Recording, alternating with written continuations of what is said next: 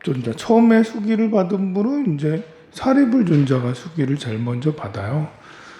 그리고 나서 사리불존자가 수기를 받기 전에 이제 화택에 비유하면서 방편품에 말씀이 있었고, 사리불존자가 수기를 받자 그것을 부러워한 이제 가섭존자, 수보리존자, 그리고 가전연존자, 목건연존자 등이 이제 궁자의 비유, 비유품 말고 그다음 신해품에서 궁자의 비유를 하게 되고, 궁자의 비유를 다 끝나고 나서는 약초의 품을 통해서 부처님의 위덕이 이렇게 훌륭하다라고 약초의 비유를 하게 되죠.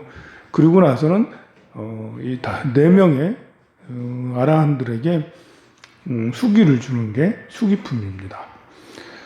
가섭존자. 우리는 이제 인류가 사람들이 이제 모여서 살면서 인류가 급격히 발전을 하게 되는데요. 그러니까 혼자 따로따로 가족끼리 따로따로 사는 것보다는 여러 가족이 함께 뭉치고, 가족이 뭉쳐지니까 시족 사회가 돼서 점점 인구가 많아지면서 이렇게 살아가는 주거 형태도 흩어진 것보다는 한 곳에 집단 거주를 하는 것이 더 유리하다는 걸 알게 됐죠. 그리고 시족에서 부족 국가로 발전하면서 성을 막 쌓게 되죠. 나라가 이렇게 자기네 시족이 안전하게 하기 위해서 주변에 성을 쌓아서 외부의 침입으로도 막고 막 그랬습니다. 점점 이제 이것이 발전하면서 도시라는 이제 도시국가가 형성이 되고, 그리고 나중에는 이제 봉건국가가 형성이 돼서 지금의 국가의 형태로 발전하게 되는데요. 우리가 도시에서 살아가느냐, 시골에서 살아가느냐, 이런 것들은 아직도 많은 고민이 되고 그래요. 20년 전, 30년 전만 해도 도시에 살던 거주자들이 이제 나이가 들고 은퇴를 하면 시골에 전원주택에 가서 살아야겠다, 이런 이제 꿈을 가지고 준비했던 사람들도 많이 있고, 또 실제로 이제 이렇게 전원주택에 가서 사시는 분들도 아직도 많이 있어요. 그런데 충분히 이런저런 기반 시설이나 생각지 않고 이렇게 전원주택에 갔던 분들은 다시 돌아오는 경우도 굉장히 많이 발생하죠. 물론 아직도 지금도 전원주택에 대한 수요는 굉장히 많습니다. 이렇게 자연환경과 함께하고 한적하고 고요하고 편하고 이렇게 공간적으로 자기 마음대로 할 수가 있는 이런 걸 원하는 사람들은 이렇게 전원주택을 택하겠죠. 그런데 그런 것보다는 편의시설이 좋다, 이런 걸 원하면 이제 도시형으로 오게 되는데요. 도시에 있고 싶다고 해서 누구나 있는 게 아니에요. 도시에는 비용이 정말 많이 발생을 해요. 도시의 중심가에 가장 좋은 아파트나 주거 형태는 정말 적지 않은 비용이 들어서 이렇게 그냥 이제 최저임금 가지고는 도시 한가운데 좋은 주택에 살 수가 없어. 주거 환경이 힘들 수밖에 없어요. 그런데도 불구하고 이제 시골에 살거나 아니면 다른 나라에 살던 사람들이 계속 도시로 모여들고, 그래서 빈민가가 형성이 되고 그러는데요. 이렇게 아무리 이렇게 발달된 부자인 뉴욕이라도 달동네처럼, 우리 서울도 달동네 같은 빈민가가 있고, 어느 도시라도 다 이제 파벨라라든지 무슨 뭐라고 불러, 빈민가를. 굉장히 그곳에 가면, 브라질도 가면 일반 지역은 여행하고 그냥 다닐만 한데 파벨라 같은 그런 지역에 가면 사람이 살아서 나올 수 없다라자. 너무 위험해가지고. 거기는 총격전이, 경찰도 들어가지 않으려고 하면 안 돼요. 경찰이 들어갔다가도 경찰이 또 당하고, 거기는 마피아 같은 조직들이 그것도 지역도 작지도 않아요. 엄청 넓은 지역을 이렇게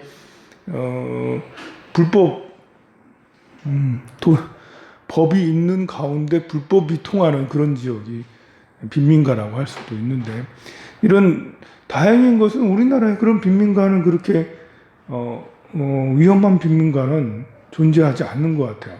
하지만 80년대, 70년대까지만 해도, 최근까지만 해도 뭐 천막집, 원막집으로 해가지고 거주하는 이런 경우도 아주 많이 있었죠. 지금 많이 철거하고 어떻게 그분들이 어떻게 됐는지 모르겠지만 도시 정비 사업을 통해서 그분들은 다 몰아내고 했는데 그분들이 어떻게 됐는지 그분들도 피해자라 할 수가 있어요.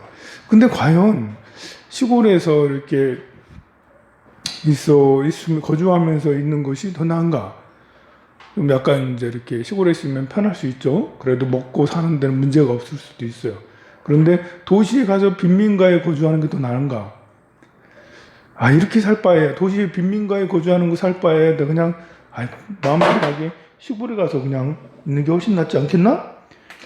그런 생각도 많이 들고 하는데요. 막상 또 이렇게 통계를 통해서 보면 이것저것 10년이 지나고 20년이 지나고 이렇게 상황을 보면 빈민가에 있는 사람들이 기회가 훨씬 더 많고 뭐 계급 이동이라고 해야 되나?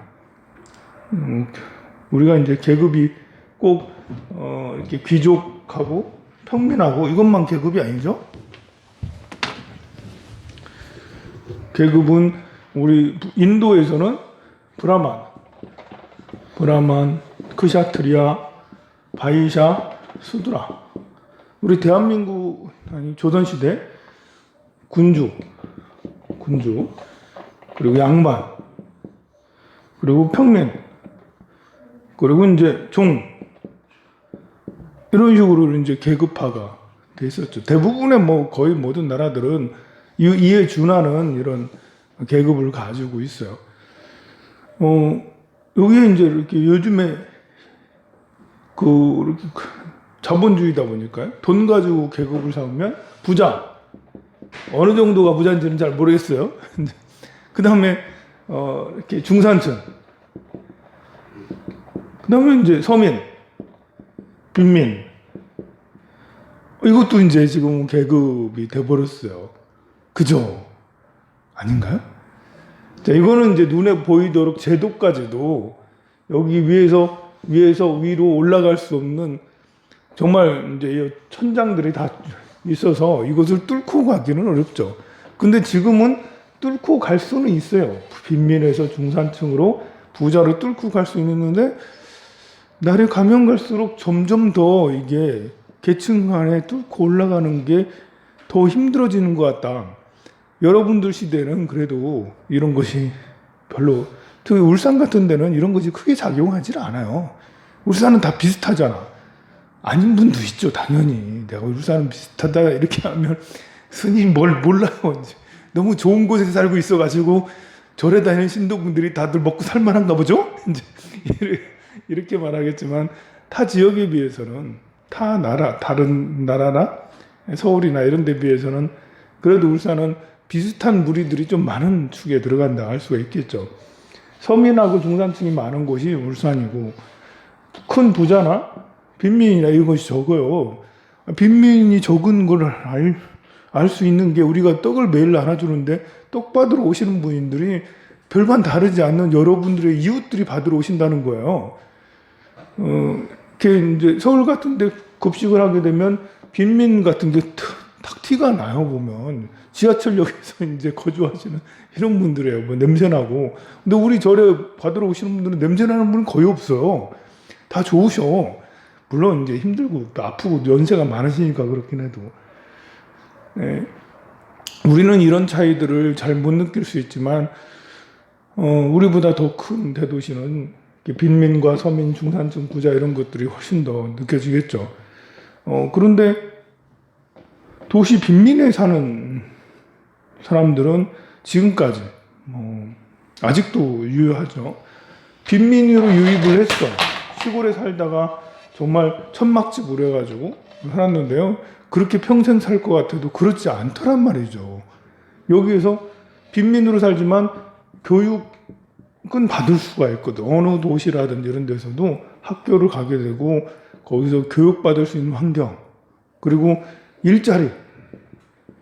일자리도 시골보다 도시가 더 많더라.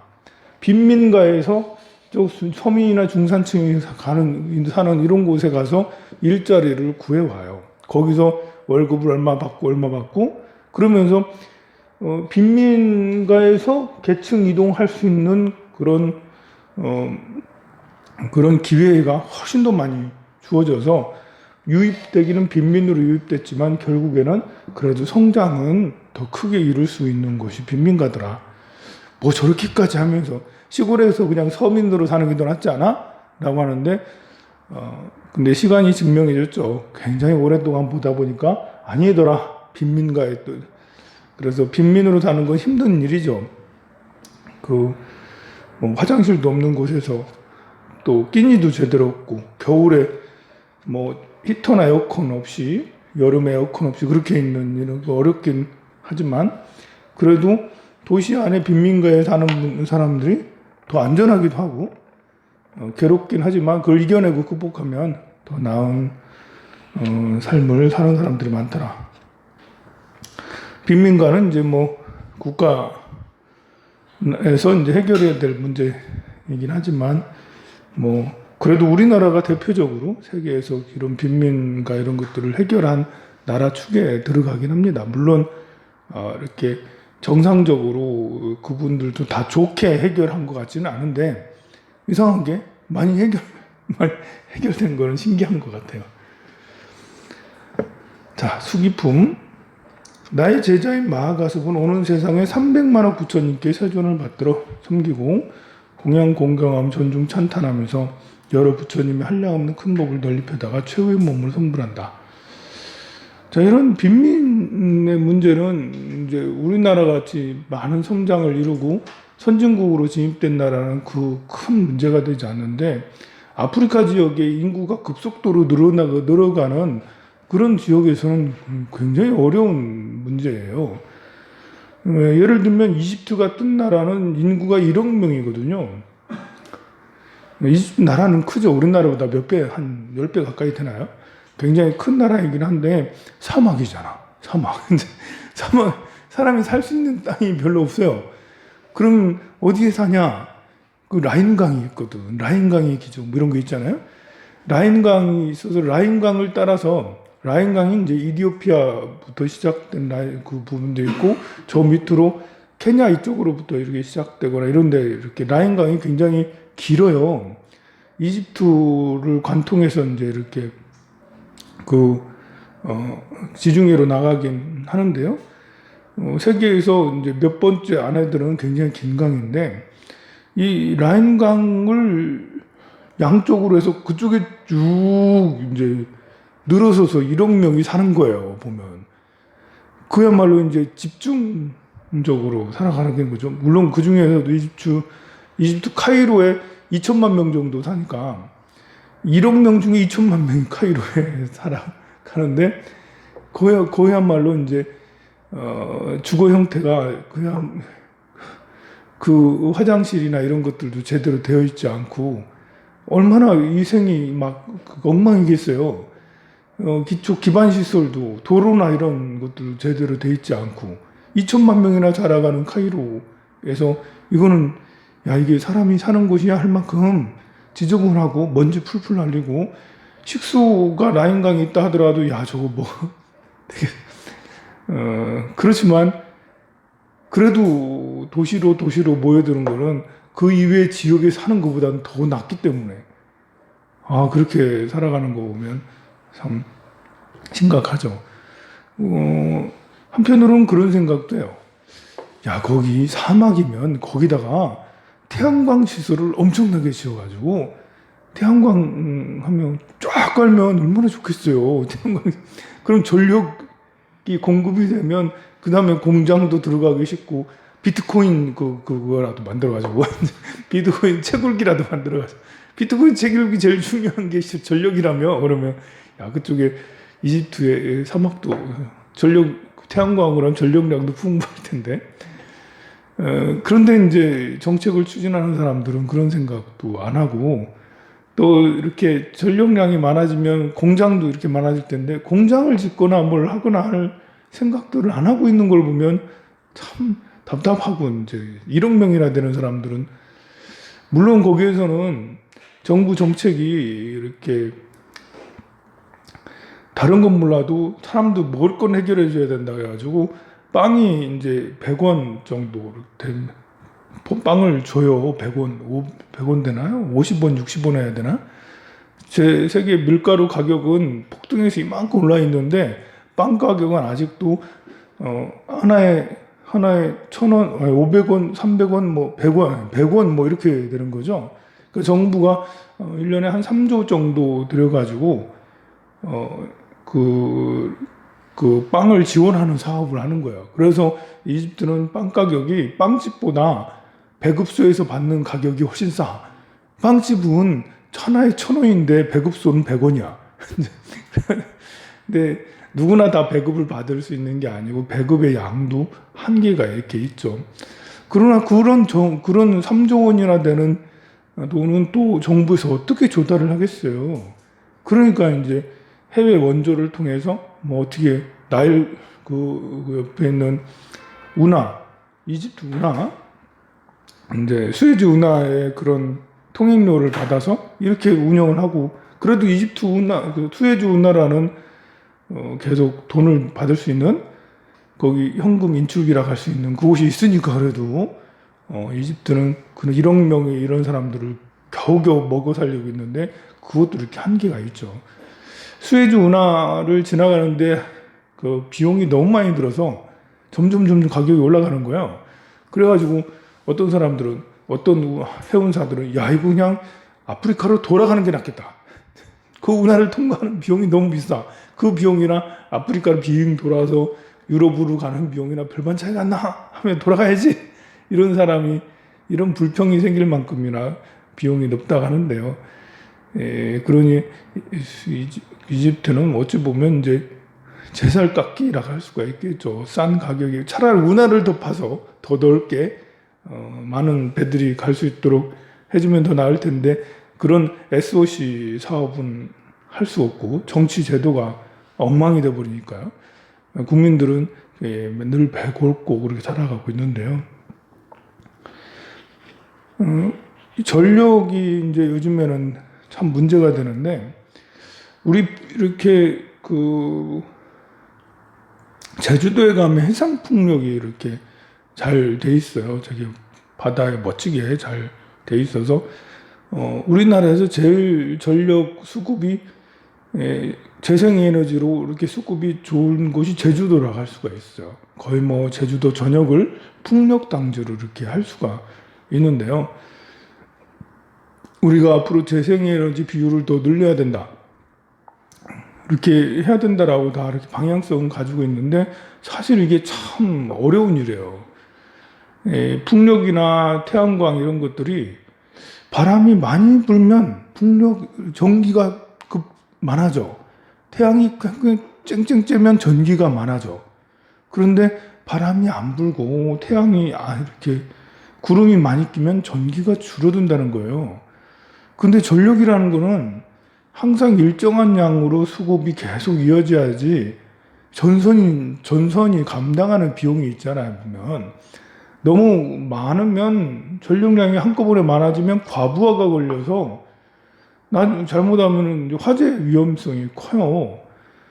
그렇다고 전력량이 너무 적으면 뭐 사람들이 에어컨이 안 켜져. 에어컨 딱 켰더니 안 켜져. 전력량이 없으니까. 공급이 안 되니까. 우리가 이제 화력발전소나 원자력발전소를 하면 그것을 조절할 수가 있어요. 불을 덜 떼거나 원자력을 더 떼면 사람들이 여름에 수요가 많을 때는 그걸 다 감당을 하고 그래요. 근데 여름에 전력 수요량이 굉장히 많은데 바람이 잘 불고 있다가 갑자기 끊겨. 이러면 이제 바람이 안 불어. 그러면 어디서 그것을 이렇게 가져오냐는 거죠. 제주도는 풍력 당지를 잘 해놨어요. 근데 너무 바람이 잘 불어.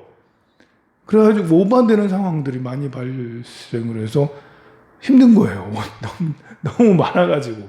그래서 너무 많으면 해저 케이블을 통해서 저 진도 쪽으로 해서 전나무를 이렇게 그 풍력이 생기기 전에는 저쪽에서 끌어오고 갔거든. 해저 케이블을 설치해가지고. 그러면 반대로 전력을 전나무로 팔면 되지 않냐 하는데 전력이 이렇게 전기라는 게 이렇게 가기도 하고 저렇게 반대로 오기도 할 수 있잖아요. 전선이라는 게 그럴 수가 있거든요. 그러나 이렇게 이쪽으로 반대로 일로 가다가 반대로 이렇게 하려면 그게 이제 장치가 또 필요한 거예요. 전력을 주고받는 장치들이 있잖아요. 선이야 그대로 할 수 있지만 전력이 가고 할 때는 그래서 그것도 또한 용이치 않아. 참 이제 제주도의 풍력 당지가 잘 돼 있지만 거기서 생기는 부작용도 있을 수 있다. 그러면 각 집에 태양광 시설을 많이 설치하면 또 이렇게 좋잖아요. 저도 우리 절 위에 태양광 시설을 하고 싶어요. 태양광 옥상에 잔뜩 쫙 깔아가지고 에어컨까지는 못 쓰겠죠 아마. 절 우리가 이렇게 하는 전등 정도, 뭐 냉장고 정도, 텔레비 정도 이 정도까지는 아마 커버 가능할 수 있는데요. 좀 남으면 옆집에 이렇게 한전에 팔기도 하고 그런다 하더라고. 그 방법이 굉장히 좋긴 하지만 이 전력이라는 게 어려운 것이 지금은 이제 태양광을 쓰는 데가 많지 않고 또 나중에 수소 연료 전지 해가지고 2022년 3년부터인가요? 언제부터인가는 공공시설 몇 제곱미터 이상의 건축을 할 때는 반드시 재생에너지 비율을 자가 발전을 넣게 돼 있어요. 그러니까 수소 연료 발전소를 내가 여기에 공공시설로 중구청을 딱 지으면 그 지하에 가면 수소 연료 발전소가 있는 거예요. 또 이렇게 다른 데도 마찬가지고 그렇게 해서 전력을 각자 수요가 이렇게 하면 좋은데 그러면 이제 이렇게 한전은 되게 좋을 것 같냐? 꼭 그런 건 아니라는 거죠. 너무 많은 사람들이 각자의 전력을 수급을 할 수가 있으면 전력이라는 게 항상 일정하게 이제 태양광도 풍력도 들어오는 게 아니잖아요. 그러면 예비 전력으로 항상 준비되어 있는 게 있어야 돼. 그러니까 갑자기 기후 환경이 안 좋아서 바람이 안 불거나 태양이 없어지면 사람들이 다 전기 불 끄고 양초 켜고 살 수는 없잖아. 그럼 기존에 전력망이 있으니까 그걸 가지고 한전에서는 어떤 역할을 해서 전력을 공급을 해줘야 되는 거죠. 근데 이제 그것들을 전선은 항상 일정하게 돼 있고 전선의 용량이라는 게 항상 일정하게 돼 있는데 그것들을 계속해서 꾸준하게 공급해 주려면 그 비용이 발생이 또 큰 거예요. 그래서 이렇게 어느 정도 여유 있는 사람들은 재생에너지를 막 설치하는데 막상 그것을 유지하는 전력 시스템을 유지하는 비용은 점점 높아져서 서민들은 그런 걸 설치하기가 어렵잖아요. 그러면 전력은 비용은 더 비싸지고 하여간 이제 재생에너지를 실천하는 데는 우리가 앞으로 2030년까지 뭐 화력발전소를 70% 줄이고 재생에너지 비율을 70% 늘리고 이렇게 하긴 하는데 야 이거는 진짜 부자들이 하는 소리다 라는 게 이렇게 실제로 그것을 재생에너지를 풍력하고 이렇게 태양광하고 이런 것들 하는데 비용도 많이 들지만 일단 풍력 큰 이제 이게 몇억 심한 경우는 100억까지 든대요. 한 기 설치하는데 이렇게 어디요 해상풍력을 하려면 바다에 해야 되잖아요. 그러면 그거 하나 심는데 100억 들어야 돼. 100억. 그럼 이제 10기만 모두 1000억이잖아요. 100기만 하면 너무 이제 상상하기 힘들다. 이제 그렇게 비용이 많이 든다는데요. 이렇게 설치 비용만 많이 드는 게 아니라 운용 비용도 이게 만만치가 않다. 그럼 화력발전소를 이렇게 그걸 하면 없앨 수 있냐? 그건 또 아니다라는 거예요. 지금 유럽이 그걸 보여주고 있잖아요. 유럽에 이제 북해, 영국 그 위쪽에 보면 북해가 있어요. 북해는 옛날부터 바람이 정말 많이 불어요. 바람이 너무 잘 불어서 거기다 해상풍력 단지를 설치해가지고 유럽이나 영국에서 거기에서 많은 전기를 뽑아 쓰고 그랬는데요. 올해 연초부터 바람이 안 불어가지고 그쪽에 유럽 사람들은 재생에너지를 한 15%에서 20% 정도를 쓰고 있다라고 그러는데 그 중에 바람이 안 부니까 10%가 비어버리는 거야. 한 10%가 툭 떨어져서 풍력으로 하는 공급받을 수 있는 게 한 5%밖에 되지 않는다라는 거죠. 그러면 우리가 이제 1%, 2%야 어떻게 이렇게 다른 방법을 통해서 뭐 하겠지만 10%라는 양은 수급이 부족한 거는 어떻게 하기가 쉽지가 않아요. 그래서 점점 화력 발전소를 줄인다라고 이제 계속해서 주려고 하고 있었는데 근래에는 화력 발전소를 더 많이 돌리고 있는 화력 발전소 100% 풀가동을 해야 돼. 해도 부족하다라는 거야. 그러니까 석탄 가격은 더더욱 계속 다 올라가고 원자재 가격이 계속 올라가고 그러는데요. 그런 것처럼 야 이거는 전력이라는 것은 앞으로 이게 저렇게 유럽에서도 재생에너지 그 비율이 굉장히 높은데도 자연 환경에 따라서 이렇게 재생에너지 쓰는 데는 쉽지가 않다. 우리나라는 재생에너지 설치하기가 이제 어렵죠. 풍력이야 바닷가에 이제 어떻게 해본다고. 하지만 태양광으로 하기에는 그래요. 우리나라 땅이 좁아가지고 사막 있으면 이럴 때 사막이 있고 부러워. 야 우리도 고비 사막 같은 거 하나 갖고 있으면 좋겠다. 이제 우리 땅덩이가 좁은데 이렇게 풍력 이렇게 비교적 넓어야 되거든요. 햇빛도 잘 들고 그래야 되는데 참 지금 재생에너지 상태를 높이려고 많이 노력을 하고 있는데요. 어디 가서 전력을 구해오기도 다른 나라 같은 데를 가서 갖고 올 수도 없고 유럽 같으면 이제 북해에서 있는 것들이 각국 전 유럽 또는 러시아에 있는 것이 송유관을 통해서 계속 전 유럽에 공급이 되잖아요. 근데 우리나라는 이제 섬나라예요, 섬나라. 그래가지고 우리나라는 이웃이 별로 없어요. 우리나라는 우리가 생각하기에는 굉장히 안전하고 좋은 나라지만 반대로 위험한 나라이기도 해요. 우리가 북한에 접해서 북한하고 맨날 늘 대치하고 있는데요. 북한하고 말고는 땅을 접해 있는 나라가 없어요. 바다하고만 접해 있잖아. 일본이 밑에 있잖아요. 일본에서 군비를 막 증강을 한다면 우리나라 갑자기 사람들이 이제 긴장을 하기 시작해. 바다 건너에 있음에도 불구하고 일본한테 당한 게 여러 번 있기 때문에 그래가지고 일본이 군비를 막 증가하면 야 일본 때문에 우리가 뭘 하는 거 아니야? 가만 생각해 보면 그거는 이제 정말 이제 부자 소리다 부자 소리. 아프가니스탄 같은 데는 전 6개, 7개가 막 주변에 이렇게 있잖아요. 유럽 같은 나라들도 주변 나라들이 다 접해 있어요. 강원 보면.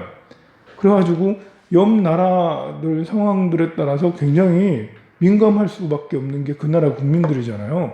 옆에 접경하고 있는 나라들이 여러 개가 되면 그 나라가 인종이 다르거나 또 경제 상황이 다르면 미국과 멕시코처럼 경제 상황이 너무 차이가 나면 이민자들이 속출하고 넘어오는 사람이 그래서 장벽까지 막 설치하고 막 이렇게 하고 그러는데 우리나라는 참 안전한 곳에 그래 있구나. 좀 멀리 베트남에서 사람들이 올라오고 그 동남아시아 분들이 오셔가지고 이제 이렇게 하긴 하는데 그렇지만 이게 장점이기도 하고 단점이기도 한 거예요. 장점이라면 우리끼리 안전하게 오래 살아왔다. 네, 대한민국 사람들끼리 안전하게 오래 살아왔다는 게 장점인데 단점이라면 취약하다라는 거죠. 다른 인종이나 다른 사회나 다른 문화를 받아들이는데 취약할 수 있다.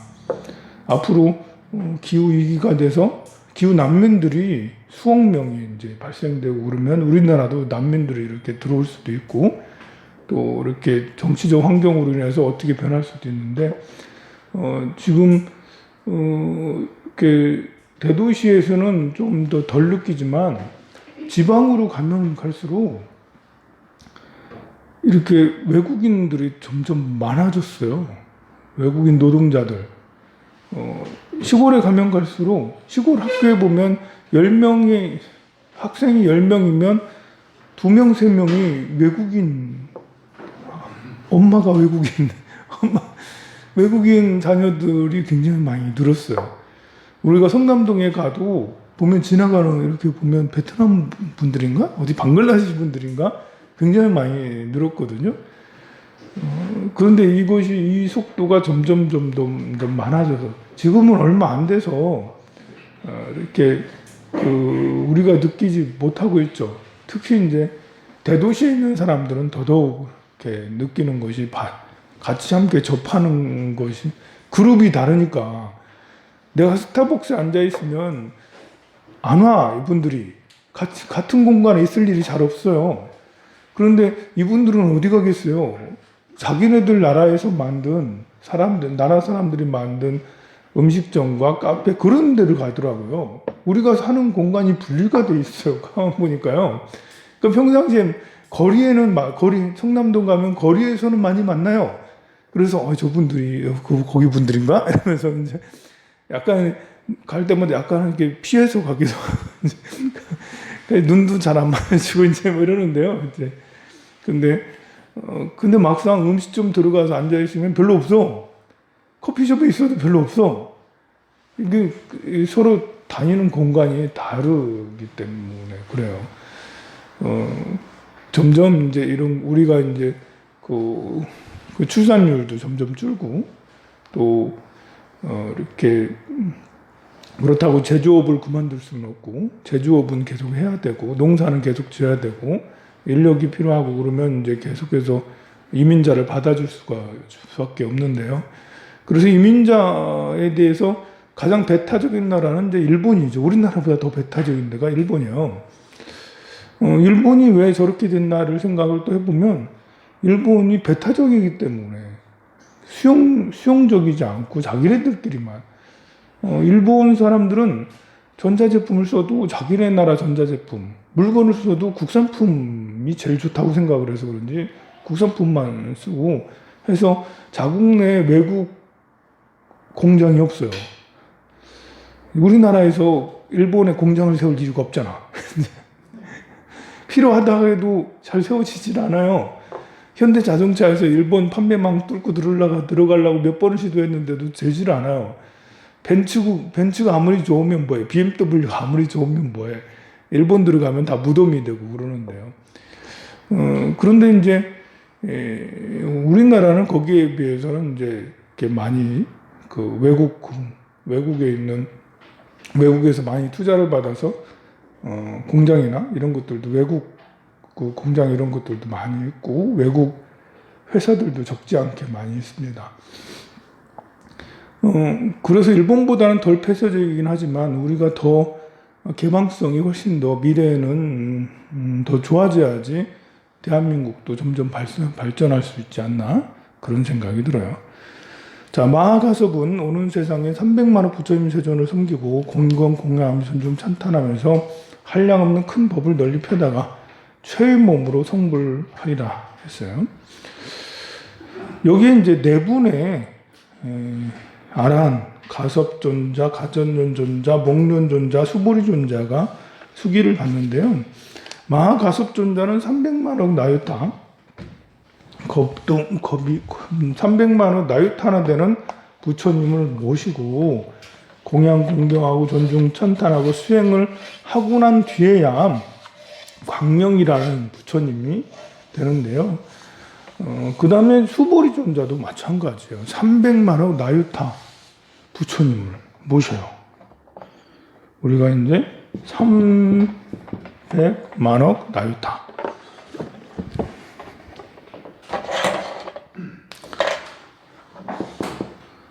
(300만억)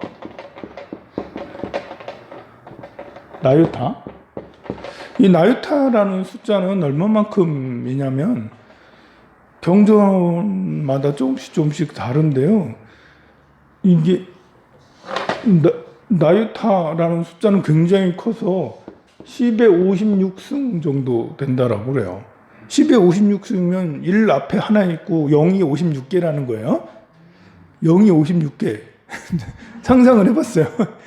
우리나라에는 이걸 뜻하는 글자가 있나요? 뭐 있을 수도 있겠죠. 우리가 조, 경, 해 뭐 이렇게 하잖아요. 천조가 되면 이제 그 다음에는 경이 되잖아. 천경이 넘고 뭐 이렇게 되면 그 다음에 해잖아. 그 다음에 뭐 있긴 있더라고. 내가 잘 모르겠어요. 근데 안 써. 써봤어요? 해라는 말도 안 쓰잖아요. 경까지는 써요. 경까지는. 근데 해라는 게 쓰나? 아직 그만큼 뭐 이렇게 그만큼에 이르지 않아요. 아직도 미국의 1년 총 예산 해봐야 이제 2경 5천조 뭐 이런 식으로 이렇게 되고 이랬으니까 전 세계에 다 이렇게 하면 50경? 미국이 한 20% 정도 차지하니까 10경, 15경, 한 12경 정도 되겠네요. 전 세계 총 생산량, 총 GDP, 지구 GDP 20경이 되질 않아. 한 15경이 좀 안 되겠네요. 그죠? 얼마 안 되네. 15경 달러 말하는 거예요. 15경 원이 아니고 15경 달러. 전 세계에 이제 그 정도 된다고 할 수가 있는데, 그럼 이제 아직 1000경에 이르지 않았어. 1000경 정도 이래야지 우리가 그 다음에 해라는 글자를 생각을 해보죠. 경 다음에 해잖아. 1해, 2해. 야, 1해원, 2해원. 야, 이거는 별로 모르겠습니다. 근데 56, 공이 56개나 달리는 이걸 보고 나유타라는데요. 그렇게 많은 일경 인구가 우리 전 세계 인구가 80억 명이에요. 79억, 78억 얼마 막 그러고 있습니다. 제가 인구 구조에 굉장히 관심이 많이 가지셔서 계속 살펴보고 있는데요. 인구는 점점 늘어나고 있어요. 우리나라는 이제 줄어들기 시작했지만 중국도 이제 줄어들기 시작했죠. 중국이 갑자기 이제 헝다 사태로 인해서 그 부동산이 추락하고 있어요. 부동산 가격이 한없이 추락하고 있는데요. 그것은 시진핑 정부가 공동부유론을 주창하면서 의도적으로 집값을 잡고 있죠. 이제 이렇게 그 대기업들, 그러니까 이제 그 대기업 알리바바나 텐센트 같은 이런 대기업들도 너무 크다. 너희들이 이익을 너무 많이 가져간다. 그래서 그런 기업들에게 세금도 많이 먹일 뿐더러 기부를 받고 있죠. 공동부유를 해야 되니까 너희들 돈 내놔 해가지고 몇 조 원이나 되는 많은 돈들을 계속해서 내고 있어요. 그런 대기업들이. 그리고 이제 중국이 이제 8% 성장, 뭐 10% 성장, 많은 성장들을 해왔잖아요. 그 많은 성장 중에 거의 대부분의 성장이 부동산에서 오는 거예요. 부동산 건축에서. 우리나라도 부동산 건축으로 많이 성장을 했는데 중국도 그렇게 성장을 했어요. 그 성장률이라는 것도 이렇게 분야별 성장들을 살펴봐야 되는데 중국 제조업 성장은 이제 성장의 한계가 이렇죠. 이제 그래서 1년에 2~3% 정도 성장을 해요. 근데 부동산 경기, SOC 사업이라든지 부동산 뭐 건설이라든지 이런 걸로는 8% 정도 성장을 해왔던 거예요. 근데 이곳은 제조업 성장은 뭐 전 세계 공장이니까 전 세계 이렇게 만들어주니까 이렇게 성장을 해서 지금은 2~3%로 막 줄어든 것처럼 예전에는 7~8%씩 막 성장했겠죠. 근데 지금은 더 이상 중국도 아무리 세계 공장이라도 성장률이 제조업으로는 많이 줄었어요. 근데 이쪽에 있는 건설업 쪽의 성장들은 모두 다 대출을 통해서 이렇게 건설 경기들을 붐을 일으켰거든요. 그러니까 헝다에 묶인 돈이 350조 원이라 하잖아요. 우리나라 돈은 350조 정도 된다고 그래요. 헝다 파산하면 물어줘야 할 돈이 350조. 이 파산설이 나오기 전만 해도 헝다 그룹이 갖고 있는 그 주식이나 이런 것들이 다 하면 350조가 넘었어요.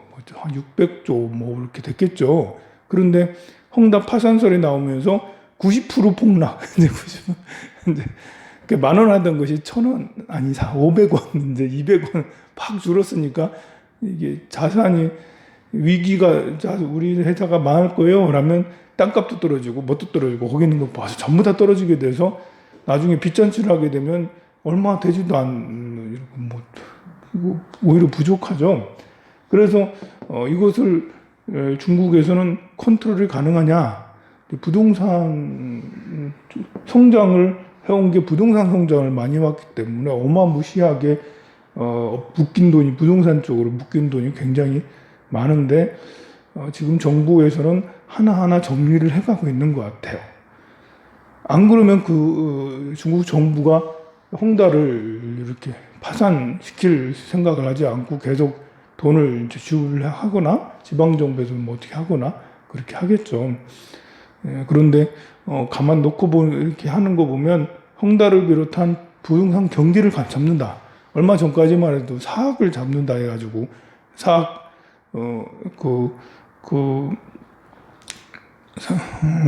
사교육을 완전히 철폐하고 그랬잖아요. 그런 것처럼 부동산을 지금 잡고 있는 것 같아서 푹 떨어지고 막 그렇게 하고 있습니다. 이 여파가 우리나라까지 올지는 잘 모르겠습니다만 이런 이제 내가 공동부유를 왜 얘기했지? 무슨 얘기 하려다 공동부유였는데 그냥 진도 나가야겠네요. 자, 이제 나유타 10에 56승이나 되는 엄청나게 이제 많은 숫자이고 그런데요. 그렇게 많은 여기서 그냥 나유타가 아니라 300만억 나유타예요. 그러니까 곱하기예요. 300만억을 곱해야 돼, 나유타에다가. 이렇게 많은 부처님을 모시고 공양, 공경, 존중, 찬탄하면서 계속해서 수행을 해야 돼. 자, 우리가 이제 비관적인 생각을 가지면 이제 이렇게 우리가 앞으로 오래 살아야 돼. 계속해서 살아야 되는데 그 많은 세월 동안 계속 수행만 하면서 부처님만 모시면서 계속 살아야 돼.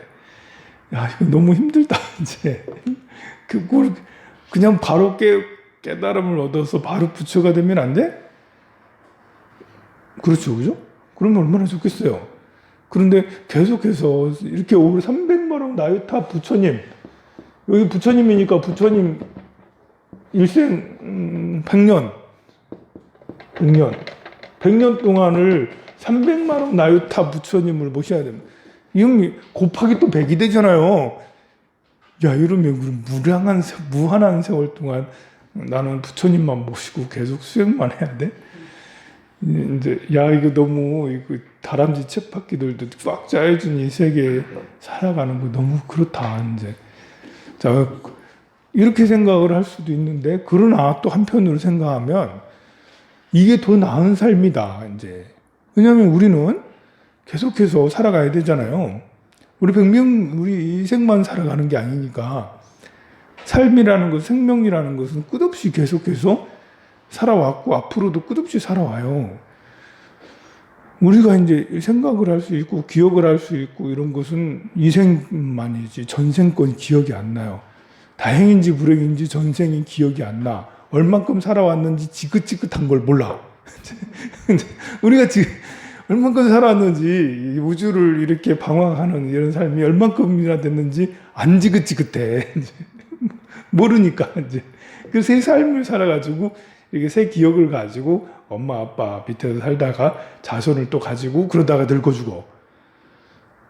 그래서 지금 현재의 삶이 드라마틱한 거. 그래서 힘든 거예요.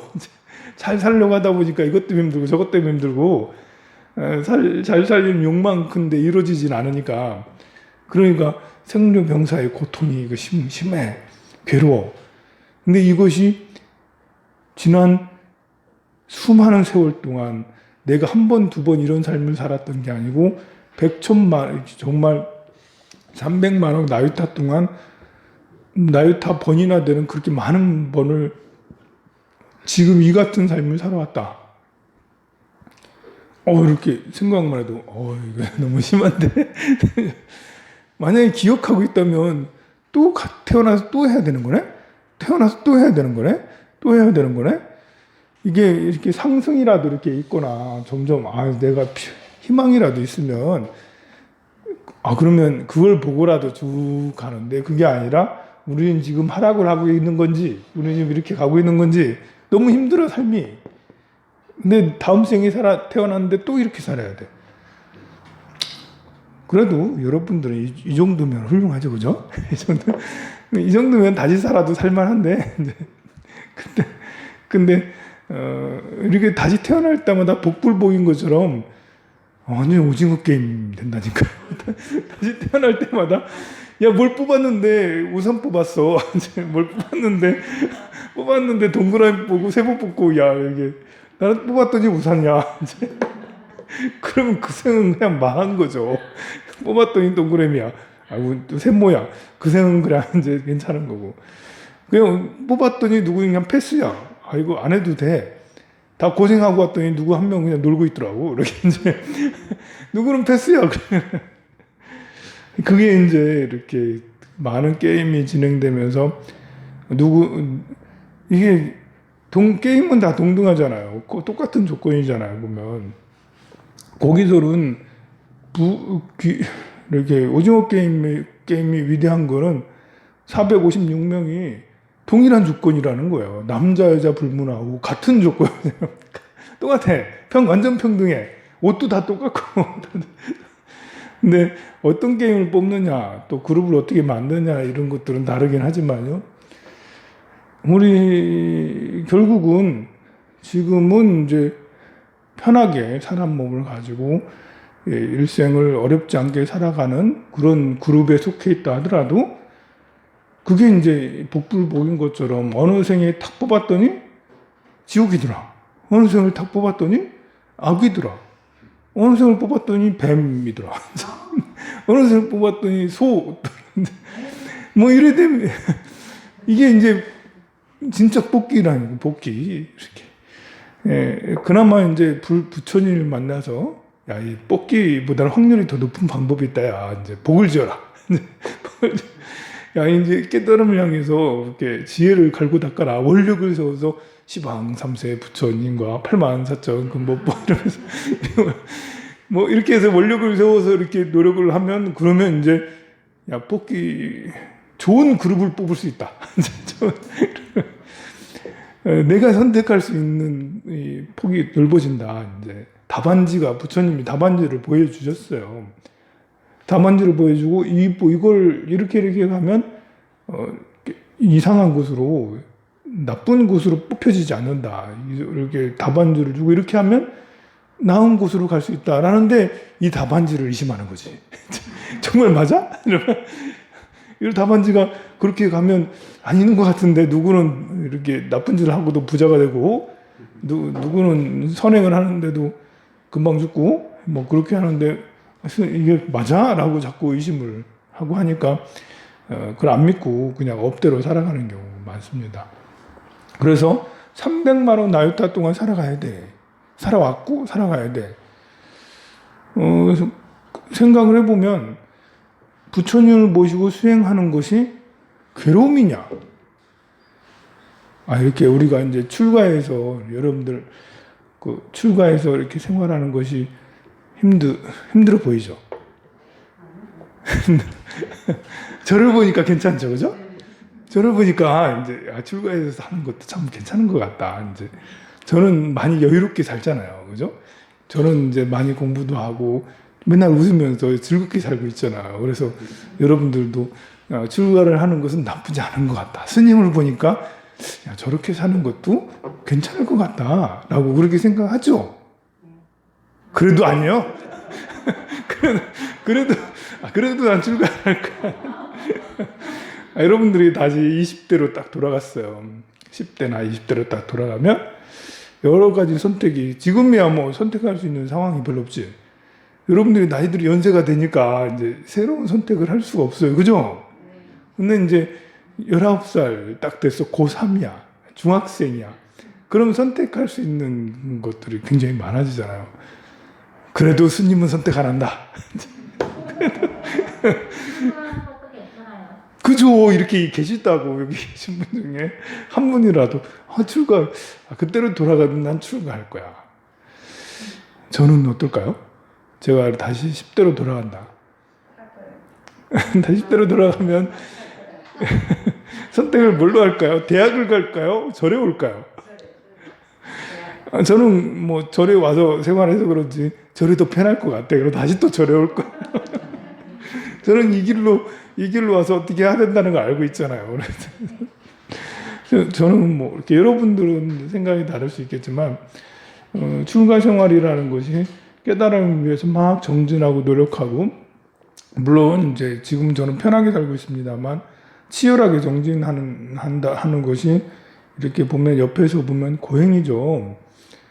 밥도 덜 먹고 잠도 덜 자고 힘없고 이렇게 하면서 이제 나무라다라다라 이렇게 수행만 하고 이렇게 3000배도 하고 뭐 이렇게 계속해서 정진한 이런 것이 마치 어떤 수행 패턴으로 들어가면 감옥에 들어가는 것처럼 그렇게 어려운 게 아닌가라고 그렇게 생각이 될 수 있지만 아니라고요. 수행하면서 환희와 희열, 선열을 많이 느껴요. 저는 이렇게 편하고 있지만 선열이라는 건 별로 없어요. 너무 편하게 있으니까. 그러나 수행 정진을 하면 선열이라고 해서 열자는 기쁠 열자예요. 선을 하면서 생기는 기쁨이 막 이렇게 일어나요. 수행이 제대로 되면 될수록 선열이 커지니까요. 그러니까 이 한 생을 살아도 100년 동안 이 한 생을 살아도 선열을 통해서 30년, 50년 이렇게 살아가는 이런 것이 다음 생에 또다시 스님으로 태어나서 또다시 수행 생활을 할 거야. 다음 생에 또다시 스님으로 태어나서 수행 생활을 할 거야. 우리 이렇게 발언문 중에 세세상행 보살도라는 발언문이 있어요. 생생토록 보살도의 삶을 살게 해주세요. 생생토록 출가하게 해주세요. 나 다음 생에도 또 출가할 거야. 지금의 스님들은 어떤지 몰라도 한 20년 전, 30년 전 스님들께 물어보면 다음 생에도 또 출가해요. 다음 생에 또 그렇게 하겠다라는 스님이 굉장히 많았어요. 그게 사실은 정상적인 거예요. 내가 하는 것이 너 10대로 돌아가면 다시 너 어떤 걸 할래? 그래도 다 스님 할 거야. 얼마나 스님으로 승려로서 살아가는 게 얼마나 좋으면, 수행 생활하는 게 얼마나 좋으면 다시 10대로 돌아가면 다시 또 스님 할 거야. 다음 생에도 스님 할 거야. 또 다음 생에도 스님 할 거야. 이런 것이 다른 것에 대한 가치보다 수행 생활의 가치가 더 크다고 여기기 때문에 생기는 거잖아요.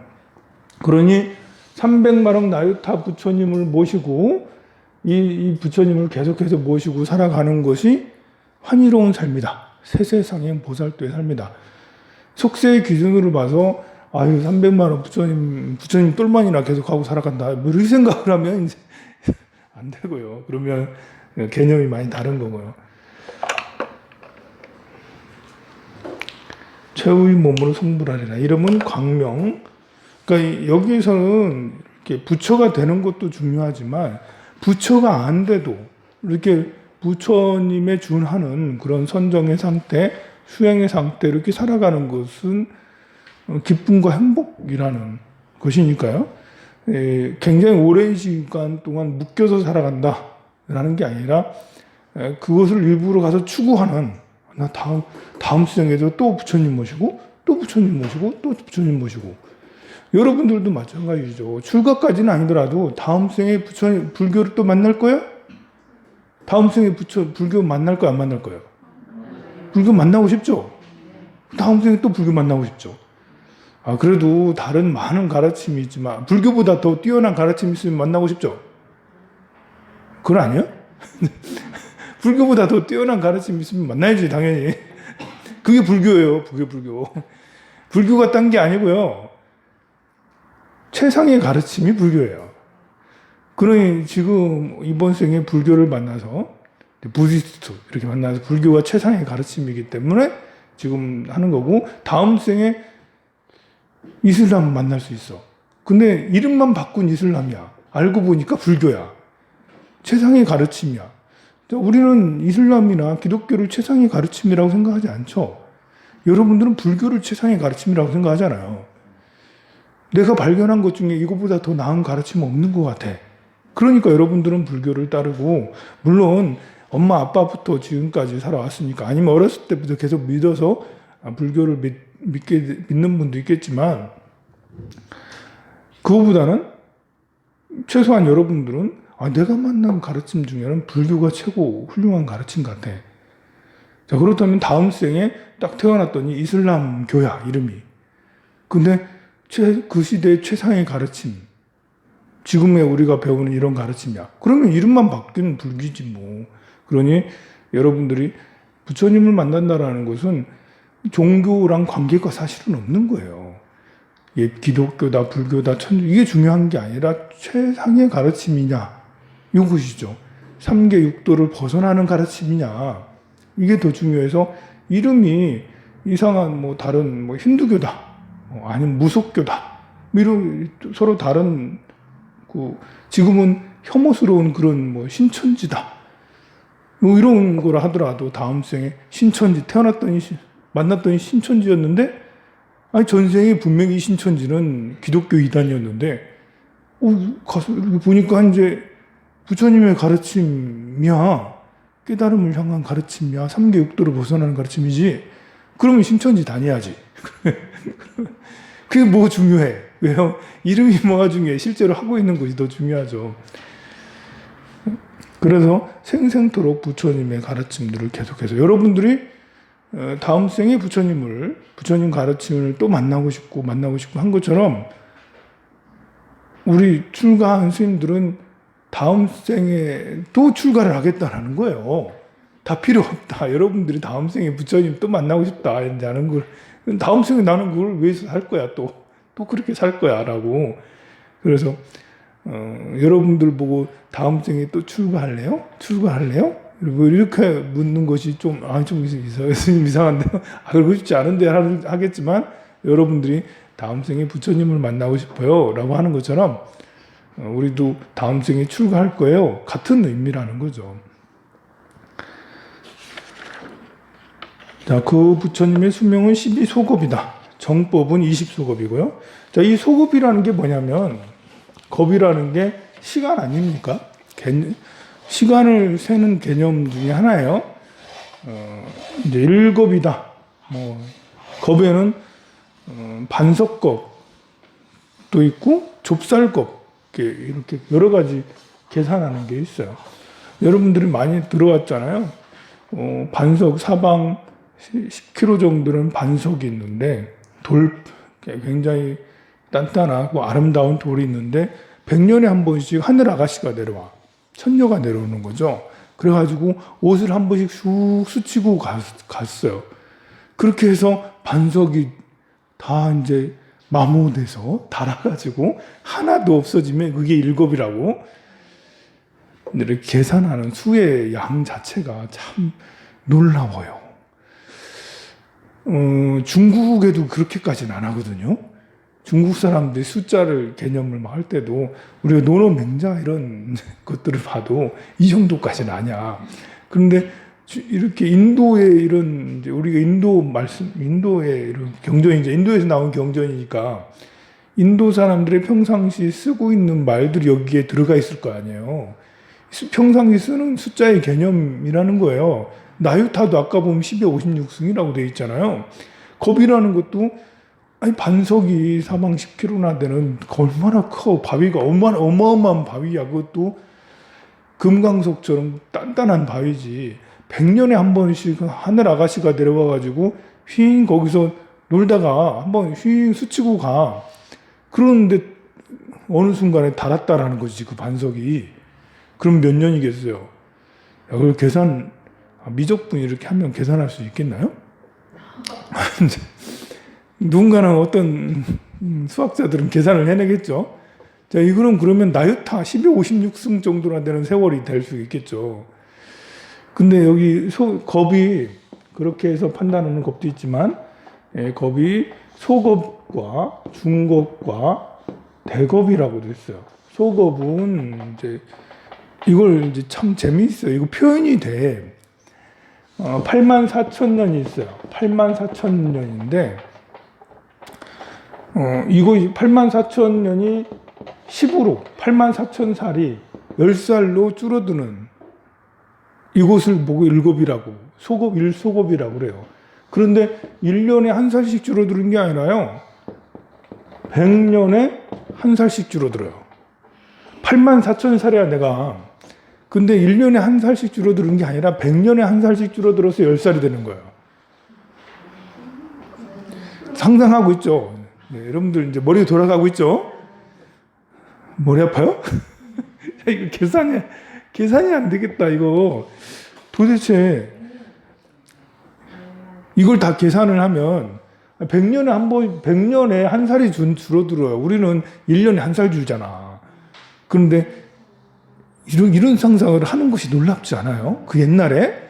3,000년 전에? 3,000년 전에 사람들이 1년에 한 살씩 주는 게 아니라 100년에 한 살씩 준다. 라고 생각하는 것 자체가 신기한 거예요. 100년에 한 살씩 줄어가지고 84,000살에서 10살까지. 그럼 83,990살이 90년이잖아. 83,990년 곱하기 100 해야 돼. 그러면 1590만 년. 1590만 년. 1590만 년이 일소급이 돼요. 계산을 해보니까 아니, 84,000 사는 것도 많이 살지. 우리 이렇게 100년 사는 우리한테 생각하기에는 84,000살이라는 거. 아휴, 84,000년 전이면 이거는 구석기다, 구석기. 청동기도 아니야, 구석기. 구석기 시대. 우리 인류가 청동기 해봐야 3,000년, 기원전 3,000년, 이제 우리 단군 안검 그때부터 청동기라고 할 수가 있잖아요. 이제 청동기 해봐야 인류가 한 5,000년밖에 안 돼. 청동기 이전에는 구석기, 신석기 막 이런 석기 시대야. 근데 5,000년 중에 철기 해봐야 이제 3,000년 됐다고. 철기 시대가 도래한 지가. 그것도 우리 그 삼국시대 철기는 기원 이제 전후나 겨우 들어와서 2000년 정도밖에 안 됐어요. 우리 한반도에 철기가 많이 쓰여지게 된 거는. 근데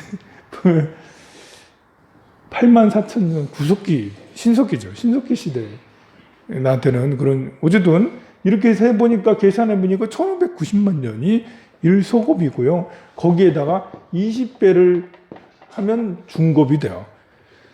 1590만 년에 곱하기 20배를 하니까 얼마냐? 그러니까 3억 1800년, 3억 1800만 년. 이게 1중급이에요. 여기다 곱하기 4를 해야지 1대겁이 돼요. 그러면 대겁은 12억 7200만 년. 7200만 년이 되는 거예요. 1대겁이 12억 7200만 년. 사실은 지구 나이가 몇 살? 지구 나이가 45억 살이에요. 대겁이 3대겁, 거의 4대겁 가까이 됐네요. 사실, 야, 지구 오래됐다. 지구 45억 년, 우리 인류의 역사를 생각을 해봐야 300만 년 뭐 이렇게밖에 안 되는데, 오스트랄로피테쿠스인 이렇게 해가지고 하면 300만 년밖에 되지 않아, 보면. 그런데 우리 아니, 3천만 년이 아니고 300만 년밖에 안 돼. 300만 년 그 위에 3천만 년이고요. 3천만 년 그 위에 3억 년 이렇게 되는 거예요. 그러니까 1억 년이라는 숫자는 너무너무 긴 시간, 1억 년. 우리 2억 5천만 년 전에 공룡시대라고 그러잖아요. 우리가 이제 1000년이 지나도 이렇게 사람 인골이 다 썩고 이제 가루가 되고 그러는데 1000년은 뭐 숫자도 아니고 10,000년, 10만 년, 100만 년, 1000만 년, 억 년. 야, 1억 원은 이제 단위가 이제 우리가 많이 줄어들어서 1억 원은 크게 안 보이는데 1억 년은 다른 거. 1억 년은 그러니 45억 년. 거기에 비해서 우주는 137억 년이죠. 추정하기를 137억 년이 됐다라는 거. 우리 빅뱅으로부터 지금까지 137억 년이 됐다라고 추정을 해요. 거의 뭐 대겁이 100대겁이 넘네요. 우주 나이가 100대겁이 넘는다라고 할 수가 있습니다. 우리가 이제 우주가 생기면서 우리도 생겨났겠죠. 그냥 아닐 수도 있지만 추정하기로. 그래서 우리는 137억 살이다. 여러분들과 나는 몇 살? 137억 살이다. 앞으로 얼마나 더 살아간다? 137억을 더 살아간다. 야, 이게 너무 우리 그 대한민국 화폐 단위가 너무 커져버리는 바람에 억이 정말 작은 것이 돼버렸는데요. 1년, 2년을 생각해서 1억 년을 생각을 해본다면, 또 한편으로 생각해보면, 뭐, 이렇게, 우리 화폐 단위가 큰 것이 꼭 나쁘다 할 수는 없어. 굉장히 숫자가 뭐 너무 커져버려서, 뭐, 1억 년 해봐야 뭐, 별거 아니지. 뭐. 막상 1억 년이 되려면 정말 긴데도, 숫자 단위를 워낙 크게 우리나라는 화폐 단위가 크다 보니까, 1억 해봐야 100억 해봐야 얼마 되지 않나. 근데 세월로 보면 100억이면 100억 년이면 야 이거 무한한 세월에 사실 1억 년도 무한한 세월이잖아요. 또 이제 우리 100년밖에 안 살지만 100년도 어떤 때는 느낌이 무한한 세월 같은 느낌이 들어. 어느 날 그렇잖아요, 그죠? 아니면 쉬세요 그냥. 10분 쉬었다 들어가겠습니다.